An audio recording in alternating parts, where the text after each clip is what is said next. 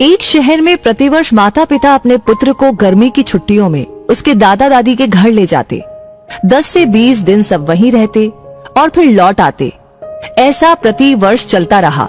बालक थोड़ा बड़ा हो गया। एक दिन उसने अपने माता पिता से कहा कि अब मैं अकेला भी दादी के घर जा सकता हूँ, तो आप मुझे अकेले को दादी के घर जाने दो। माता पिता पहले तो राजी नहीं हुए, किंतु बालक ने जब जोर दिया तो उसको सारी सावधानी समझाते हुए अनुमति दे दी। जाने का दिन आया। पिता बालक को छोड़ने स्टेशन गए। ट्रेन में उसको उसकी सीट पर बिठाया, फिर बाहर आकर खिड़की में से उससे बात की। उसको सारी सावधानियां फिर से समझाई। बालक ने कहा कि मुझे सब याद है, आप चिंता मत करो। ट्रेन को सिग्नल मिला, विसिल लगी, तब पिता ने एक लिफाफा पुत्र को दिया और कहा कि बेटा, अगर रास्ते में तुझे डर लगे तो ये लिफाफा खोलकर इसमें जो लिखा है उसको पढ़ना। बालक ने पत्र जेब में रख लिया। पिता ने हाथ हिलाकर विदा किया। ट्रेन चलती रही। हर स्टेशन पर नए लोग आते रहे, पुराने उतरते रहे। सबके साथ कोई न कोई था। अब बालक को अकेलापन लगने लगा। अगले स्टेशन पर ट्रेन में ऐसी शख्सियत आई जिसका चेहरा बहुत ही भयानक था। बालक पहली बार बिना माता पिता के, बिना किसी सहयोगी के यात्रा कर रहा था।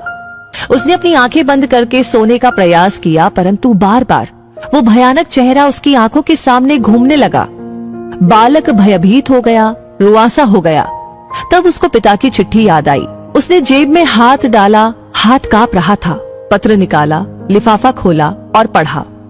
पिता ने लिखा था, तू डरना मत, मैं पास वाले कंपार्टमेंट में ही हूँ, इस गाड़ी में बैठा हूँ। बालक का चेहरा खिल उठा। सारा डर काफूर हो गया। जीवन भी ऐसा ही है। जब भगवान ने हमको इस दुनिया में भेजा, उस समय उन्होंने हमको भी एक पत्र दिया है जिसमें लिखा है, उदास मत होना, मैं हर पल, हर क्षण, हर जगह तुम्हारे साथ हूँ। पूरी यात्रा तुम्हारे साथ करता हूँ, केवल तुम मुझे स्मरण रखते हो। सच्चे मन से याद करना, मैं एक पल में आ जाऊंगा। इसलिए चिंता नहीं करना, घबराना नहीं, हताश नहीं होना। चिंता करने से मानसिक और शारीरिक दोनों स्वास्थ्य प्रभावित होते हैं। परमात्मा पर, प्रभु पर, अपने इष्ट पर हर क्षण विश्वास रखे।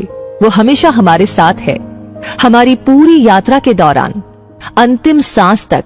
बस इसी एक एहसास को ही कायम रखने का प्रयास करते रहना है।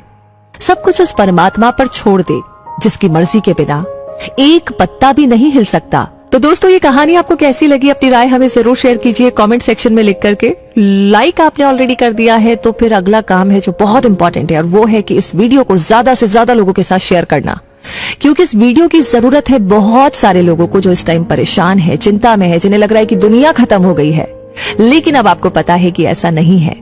ईश्वर हमारे साथ है, हमारे अंदर है। हमें स्मरण करना है क्योंकि वो हमेशा हमारे साथ है।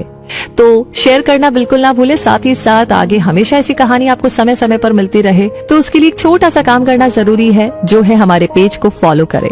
तो बस अगर आपने फॉलो कर लिया